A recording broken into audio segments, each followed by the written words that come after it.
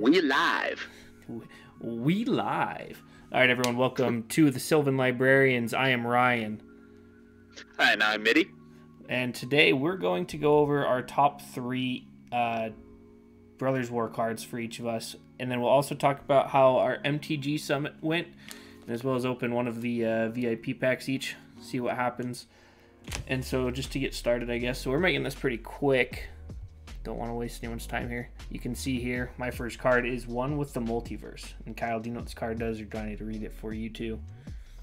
I do not. You best read it for me. Alright, it is a blue enchantment, 6 blue. You may look at the top card of your library at any time. You may play lands and cast spells from the top of your library. And once during each of your turns, you may cast a spell from your hand or the top of the library without paying its mana cost. Ooh, what's the CMC on that one? 6 blue. So 8. Wow. Okay. That's not bad. That's not too bad. Yeah. Like, I mean, I don't think your Is It Spellslinger decks need any help in that regard. But now that I have it. Yeah, I don't know if I would run this over Omniscience just for 2 mana more. I mean, the price right now for the base copy is for someone coming down here. So base copy is $4.15 market. However, the average it is selling for right now in pre-sale, since we still have till Friday, because today is the 14th of November, it is $7.15 on pre-sale. So it is a little higher than what they're going for, and I think Omniscience is still around like $10, $15. I guess after the price settles out, it might be a better option for budget players that are on a stricter budget than Omniscience. Yeah, I mean, if you're going for something too, because this gives me kind of Bolas Citadel vibes, even though it's only cast 1 from the top for free. You do still get still get to cast it from the top after that. You just have to pay for it with the mana, and the lands can kind of halt you there. Okay, that's true. Yeah. I mean, like, I can see it working in some decks. Yeah. I guess we can do my first one. My first one that I picked is Draconic Destiny. It is an aura for 1 red, and it gives the Enchanted Creature +1/+1, flying, haste, and a weird form of fire breathing. And this is the reason that I picked it, that I've never seen before, because whereas fire breathing is typically pay a red mana, creature gets +1/+0, this actually lets you pay generic mana into it, which I think is a subtle thing, but I think that's actually something of a game changer. Because it's a lot easier to make a ton of colorless mana than it is to make a ton of red mana. Yeah. And plus it makes it fly. So, as an evasive maneuver, it gives it haste. I wouldn't use it for the haste thing. Just because generally, if you're going to put this on your commander or something, usually when you're casting your commander, you're using all of your mana to do that, and you don't have, 1 red to spare just to give it haste. It'd be better in that regard to run, something like a Hammer of Purphoros or a Crashing Drawbridge, or something that can sit on the field before your commander gets there. But the haste is nice. The flying is big, I think, and like I say, I think that giving it generic mana fire breathing is a bigger advantage than I think a lot of people are going to acknowledge. Because like I say, you can make a lot of generic mana pretty easily. Yeah, I almost picked this one on my list for basically the same reason, that it is just the generic mana. It is weird to me, though, that this is in the Mythic slot. Yeah, that is kind of weird. It seems like a rare. I could honestly even see this. At this point, the power creep has gone so far that I could even see this in the uncommon slot. But, Wizard's gonna wizard. Yeah, and I don't know if there's some sort of... Most of the time, Mythics have something to do with the story. So I don't know if this has some sort of story... I don't know, man. I don't follow all that lore gobbledygook. No, I was going to ask you, though, since you did pick this one, is this one you would put in Feldon with your big mana that you have in there all the time? Maybe, because you're right. I mean, especially because that one does make a lot of red mana as well, and I don't run any fire-breathing effects. However, the biggest mana it makes would be colorless with Horizon Stone. Well, yeah, and this also gives it that evasion. Like, if you go to swing and no one can block it, you just throw a bunch into it and kill someone. Right, and I mean, like, I would have to kind of look at like the creatures that are in there. I mean, it would be great on my Colossus of Akros, because if paying 10 mana into it isn't enough, how about I pay another 30 into it to give it Mega Fire Breathing? Yeah. I defy the idea that 8 mana should win you the game. That's boring. I don't know. It depends on what it is. It depends on your meta, I think. Yeah, so my next card is kind of cheating. It's 2 different cards, but they meld into one card. It is, you cheese eater. It's the Urza Planeswalker. Now, I'm going to assume you don't know this either. So the things that meld into it are Urza Lord Protector and the Might Stone and Weak Stone. And you have to have both of them on the field and pay 7 mana into the Urza to meld them. But, however, the abilities on this are pretty cool, though. So it has the static effect of just, you can activate the loyalty of this specific Planeswalker twice each turn instead of once. And it comes down with 7 loyalty. And the first ability is +2 artifact, instant, and sorcery spells you cast this turn cost 2 less to cast, and then you gain 2 life. Then it has a +1 to draw 2 and discard 1. A 0 to create 2 1/1 colorless soldier artifact creature tokens. A -3 to exile a target non-land permanent. And a -10 artifacts and planeswalkers you control gain indestructible until end of turn, and you destroy all non-land permanents. That's a lot of things on one card. Yes, it's got 5 abilities and then the static one. And honestly, I think what's going to be used a lot, just because you can use it twice, is probably the +2. Because if you use the +2 twice, you're giving all your artifacts, instants, and sorceries a 4 mana reduction on that. Yeah, that's a lot. Like, especially, hey, it makes Meteor Golem actually a viable card and not just something you throw in there. Yeah, and I think on the front side of the Urza side of the meld has something to do with your artifacts and all that stuff too. So it would probably be going to a deck like that.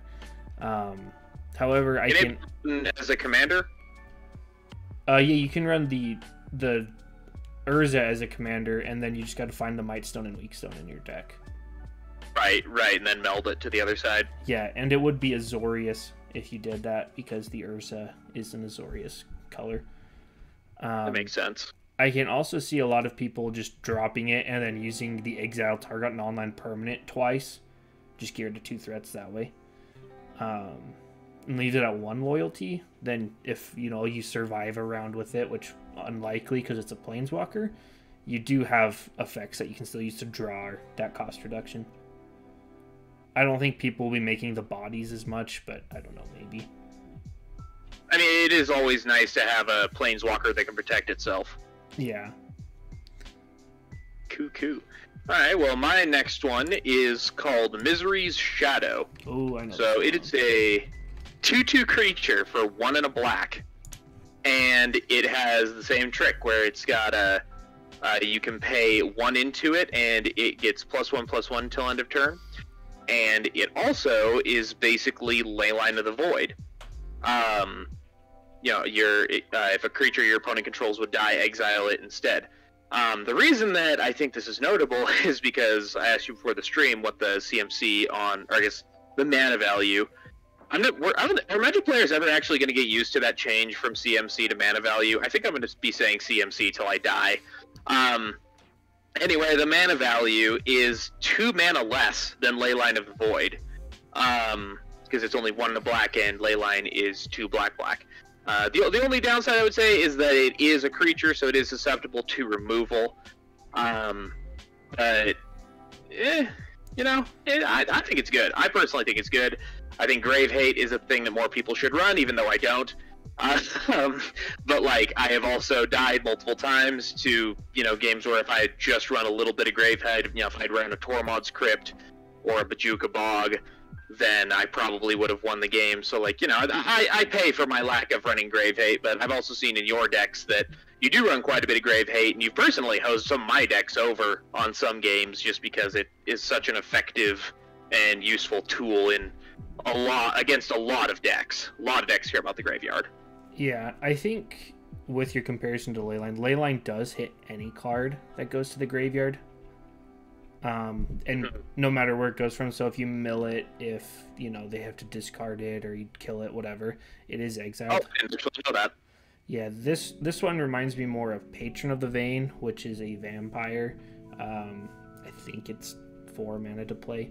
It does the same thing where it exiles the creature when it dies, the same text, and then the patron gets +1/+1 when that happens, like a counter. Okay. However, I think this card is a callback to a different one. I can't think of the name of, where it was just a kind of where fire breathing was with the Draconic Destiny, where it was a black to activate that ability, and they've changed it on this one to be a colorless. Oh, interesting. There was a black fire breathing. Yeah. But it is a pretty cool card. I have one of these. I don't know if I'm going to put it in anything yet. I haven't decided. Right. Well, I mean, I think it's kind of just strategy dependent. Like, you know, like if you're running like I guess it wouldn't be like a Sir Conrad deck, but like, you know, if you're running a mill deck and you don't want people to have access to the stuff that they mill, then, you know, Leyline of the Void would be better. However, if you're just like say a Athreos deck or something that just likes killing creatures, and, you know, stuff's going to be hitting the graveyard but not from the library, then I think this is a good choice. Yeah, for sure. So my last card is one I will personally be building a commander deck around, and it is Urza's Battle Thopter. The Liberator Urza's Battle Thopter. Let me correct myself here. So it is a 3 mana, just generic, legendary artifact creature Thopter. Flash, flying. You can cast colorless spells and artifact spells as though they had flash. And then whenever you cast a spell, if the amount of mana spent to cast that spell is greater than its power, it gets a +1/+1 counter on it, and it starts as a 1/2. So as long as you're dropping, you know, 2 drops after you know, 2 drop and a 3 drop, they'll keep getting bigger. Yeah. The reason I like this one so much is, one, you know how I play. I like flash speed. I like interacting with things. Also, I'm trying to build, you know, a deck of every like color by itself, and colorless. Right. And I was gonna cheat with a Golos deck and do like Golos colorless only, but still have, you know, the mana ability with all those colors. Then they buy him. But this is one that I am actually excited about because it just innately gives me flash, you know.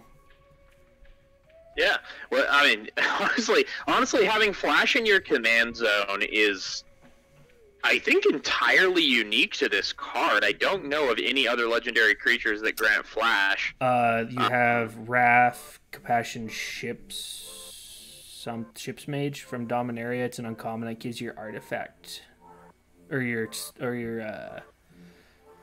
what was the whole deal with that set? Your historic spells flash is what it did. Oh, like Joyra. Okay, yeah. So does this give all your spells flash or just artifacts? Your artifact and colorless spells. So you could run you could run Eldrazi's at flash speed, or, you know. Right, or you could do all sorts of stuff. Yeah, like some of the Eldrazi tribals, you could do like Not of This World at flash speed. That could actually be a really viable strategy. Again, you know, if somebody is playing, so, you know, somebody drops one of those big game enders that the game is over if it hits the battlefield, like a Craterhoof Behemoth, and you can just, or not of This World, All Is Dust is what I'm thinking of. Yeah, just exile all and you just have an instant speed, one-sided board wipe. In colorless, you have a Cyclonic Rift, which is pretty good. And I think it's exile for All Is Dust for 7 mana, which is Cyclonic Rift cost. And so if you're playing at flash speed, you can just, you know, draw a go, and then you have that answer for anything. Right.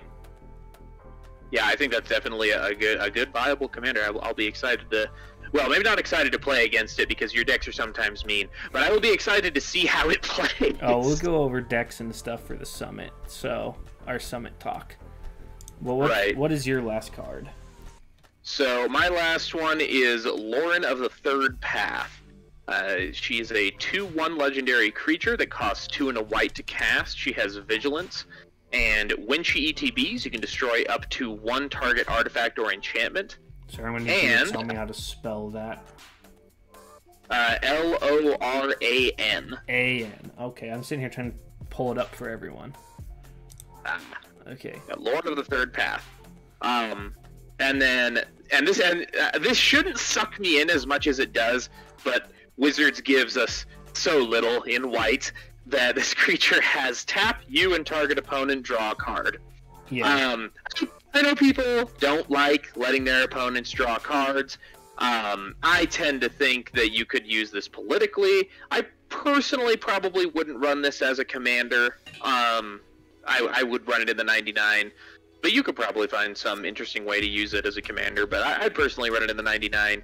And honestly, for 2 and a white, like I run in my Brutaclad deck, I run Archivist, and it's 2 blue to just tap and draw a card. And so 2 and a white, and same thing, you and target opponent draw a card. I think you can use it politically, give somebody some incentive, like, hey, you want to draw a card? All right, you're not allowed to hit me with that big scary whatever on your board next turn if I let you draw a card. Yeah. I think you could definitely use it in that way. Or even if not, like, hey man, I'm a sucker for letting white draw cards because they don't get a lot of that. So yeah, it's funny that you bring this one up too. This is what I planned on doing my mono white deck around. Was this one? Oh, really? Yeah. Okay. Kind of, because I have Feldegriff, which, I'm going to put this in the 99 of Feldegriff too, but Feldegriff isn't, just group hug by itself. It's just kind of the meme machine. Right. Would you run this one as like mono white control, like run flicker spells in there so that you can destroy artifacts and enchantments, or is it just going to be group hug? For sure I'd have some cards in there that synergize with that ETB ability, but I think for the most part I would try to find unique ways to just untap it. Right, like a Mage Right Stone or 1,000-Year Elixir or whatever. Just have those ways, because I think blue has most of it, or Simic. Yeah, they too. do. But this is one. It's funny that that's a thing, because like I have two commanders that care about tapping, and both of them are mono red, and I honestly don't have that much trouble finding colorless options to make them be able to untap and use multiple a turn. And those two being Krenko and Feldon. Yeah. Just because I think at this point, after I build this one, because I have a mono black with Krav, I have mono blue with Ambassador Laquatus. I just need a green red after this, because I'll do Urza's Battle Thopter in this one, and I'll have my monocolored decks finished. Nice. But I believe that's our last one, isn't it? Yep, that was the last one, I believe. All right, so we will wrap this one up, and our next video is going to be our summit talk and opening the VIP pack. See if we can get a dual land. So thanks everyone for watching, and we will catch you next time.